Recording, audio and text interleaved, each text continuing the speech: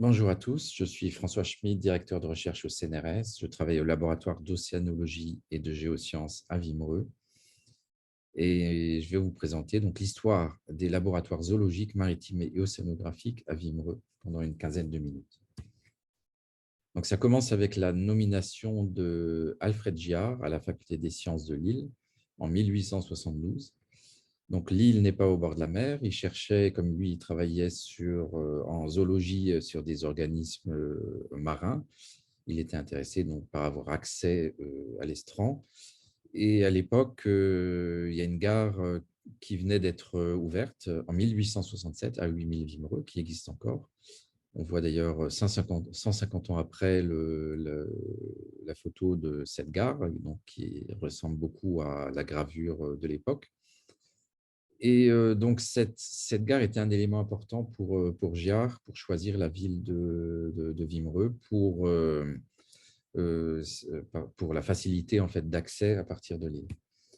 Alors, en fait, la ville de Wimereux, j'ai simplifié un peu parce qu'en fait, Wimereux n'était pas encore une ville en 1874, elle est devenue autour de 1900.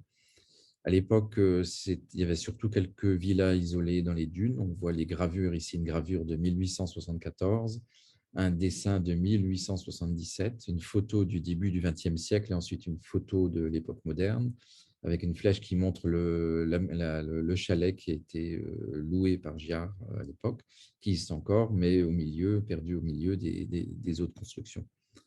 Donc, dans la gravure de 1874 et dans les autres photos de l'époque, on voit encore les poteaux utilisés au bord du Wimereux qui dataient de l'époque de Napoléon. Et donc, ce chalet était loué par Giard et ses étudiants, surtout pendant les périodes de vacances académiques. Donc, ils venaient en train avec leur matériel et ils allaient au bord de la mer faire leur prélèvement et ensuite ils regardaient tout ça au microscope dans leur laboratoire qui était situé au sous-sol de ce bâtiment. En 1888, Alfred Giard est nommé à la Sorbonne, à la faculté des sciences de Paris, à la chaire d'évolution des êtres organisés par la suite. Donc, il se dispute un peu avec la faculté de Lille parce qu'il veut aller à Paris et conserver son laboratoire de Wimereux. Donc, la faculté de Lille ne veut pas, mais finalement, elle accepte. Donc, il impose son point de vue, et ce qui fait que la station de Wimereux a en fait été rattachée à la faculté des sciences, donc pendant longtemps, de 1888 à 1942. Et c'était quand même un peu petit, comme il s'agrandissait, et donc il explorait différentes pistes pour construire un autre bâtiment. Et une des possibilités qui a été explorée à l'époque, en 1889, c'était le fort d'Ambleteuse. On voit ici un plan fait par l'architecte Louis Bonnier pour l'utilisation de ce bâtiment, mais finalement, donc, cette piste n'a pas abouti. C'était trop cher. Et donc, c'est une autre piste en fait, qui aboutit un peu plus tard, en 1899. Il y a un congrès de l'Association française pour l'avancement des sciences qui s'est tenu à Boulogne-sur-Mer. Et à cette époque, donc, Giard n'a pas voulu leur présenter un bâtiment tout petit, et donc il a insisté pour pouvoir accueillir les congressistes qui vont, à l'époque, ils allaient sur le terrain pour visiter différents laboratoires, et donc il voulait avoir sa station pour cette occasion. Et il a pu la construire avec l'aide aussi d'un don d'un industriel qui était intéressé par la science. Donc, ça fait du mécénat, Maurice Lampetit. On voit ici la construction de ce bâtiment donc, c'est une construction qui était située entre Wimereux et Ambleteuse, à la Pointe-aux-Oies. Donc, ça, c'est le bâtiment, une photo du bâtiment construit. Donc, on voit que ici, donc, on a quelques photos et puis une gravure. Il y avait, donc on voit ici le bureau et puis la maison du directeur. Il y avait des aquariums, une salle d'aquarium. Il y avait différentes salles de manip et d'expérimentation. On peut voir ici. Donc, c'était assez grand et sans doute confortable, mais construit trop près de la mer, comme on voit sur cette photo.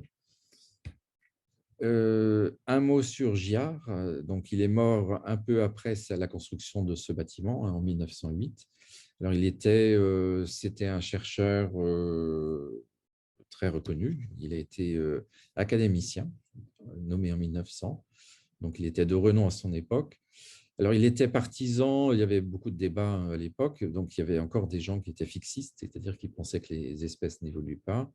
Lui, il était partisan de l'évolution des espèces, donc de ce côté-là, il était de bon côté. Par contre, il était plus partisan du lamarckisme que du darwinisme, c'est-à-dire qu'il pensait disons, à l'acquisition des caractères acquis. On peut le voir dans plusieurs de ses publications, hein, qui pensaient vraiment que les caractères acquis pouvaient se transmettre.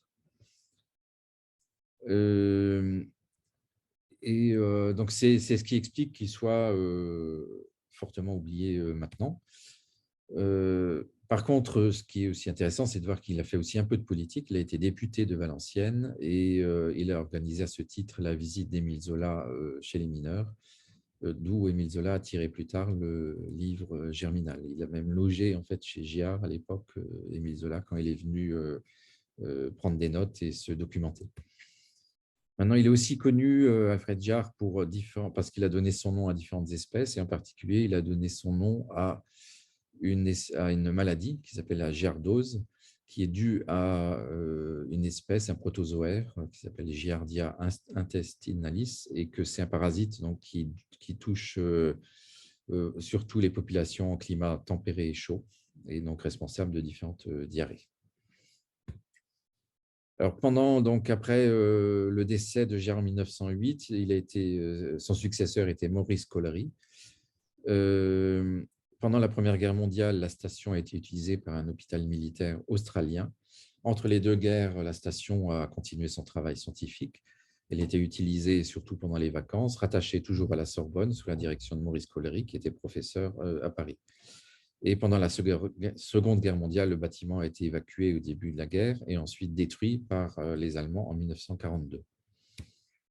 Un mot sur Maurice Collery, qui est aussi un personnage intéressant. Il était aussi lamarckien. C'est un lamarckien assez tardif, puisque la génétique avait fait des progrès à l'époque. Il a donc publié une autobiographie qu'on voit ici. Il a aussi inventé les que sais-je et les presses universitaires de France, et il a signé, par exemple, le numéro 1 de que sais-je en 1946, qui s'appelle « Les étapes de la biologie ».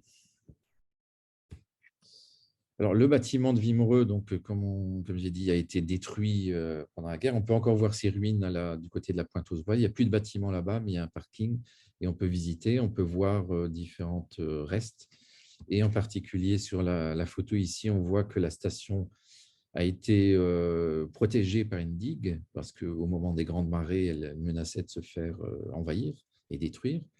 Et on peut voir les restes de cette digue encore sur place parmi les différentes ruines.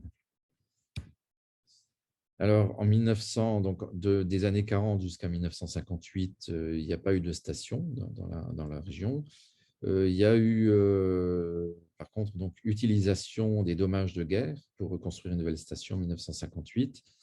L'Université de Paris avait déjà 3 stations, qui étaient celles de Roscoff, Banyuls et Villefranche-sur-Mer, et ne souhaitait pas donc avoir une 4e station, ce qui fait que le rattachement de ce bâtiment s'est fait avec l'Université de Lille.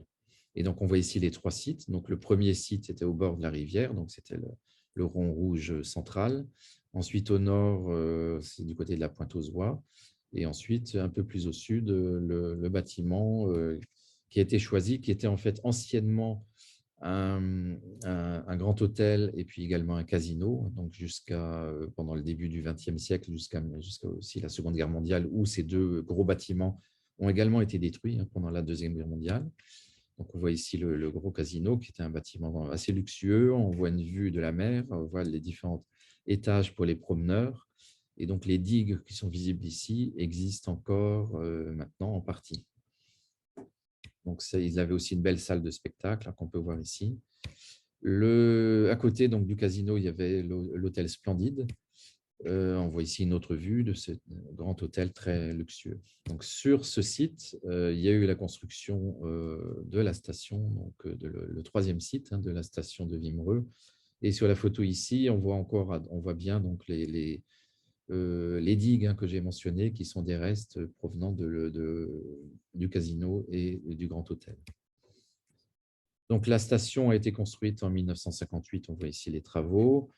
Alors, il y avait donc là aussi une belle inauguration avec la presse, quelques beaux articles de presse qui dit que l'œuvre scientifique d'Alfred Jarre est ressuscitée, etc. Elle a été, comme j'ai dit, rattachée à l'Université de Lille, qui est devenue Lille 1 en 1968. Et puis, dans les années 2010, il y a eu de nouveau une fusion. Et donc, ça, c'est de nouveau l'Université de Lille. Vous voyez ici différentes photos des années 60. Les recherches ont également évolué, puisque dans les années 60, jusqu'aux années 60, on va dire que c'était, donc plutôt au 19e, c'était de la zoologie de la systématique. Ensuite, c'est devenu de la biologie marine. Ça a évolué vers l'écologie et les écosystèmes dans les années 70. Et puis, c'est devenu de façon un peu plus interdisciplinaire de l'océanographie, de façon plus générale, depuis les années 90.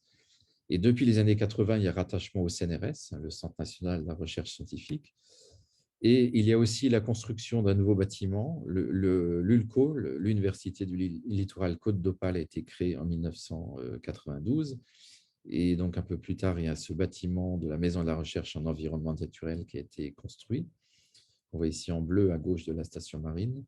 Et il y a aussi une nouvelle structure en 1986 qui a été construite entre l'ancienne maison du directeur et puis les différents bâtiments de la station.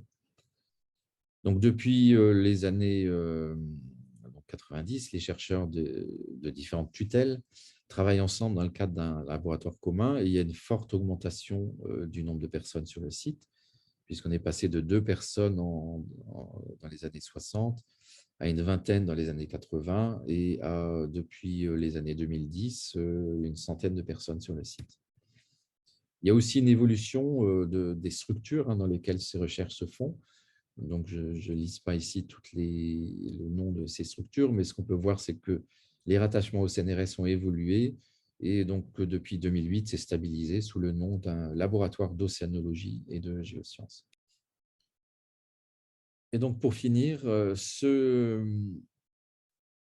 schéma montre l'évolution, qui n'est pas simple, des différents laboratoires situés à Wimereux, entre les rattachements à Lille, donc au début au 19e siècle et ensuite depuis 1958, un rattachement à Paris à la Sorbonne pendant une cinquantaine d'années pour la station donc Wimereux 1 et Wimereux 2, et puis ensuite le rattachement ULCO depuis 1998.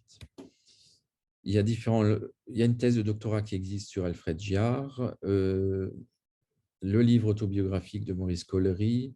J'ai organisé en 2008 un colloque sur ces questions, et donc il y a un ouvrage qui en a été sorti, qui est mentionné ici. Et puis j'ai aussi publié différents articles qui expliquent un petit peu toute cette histoire, et qui sont disponibles sur mon site ou via email si vous êtes intéressé. Merci pour votre attention.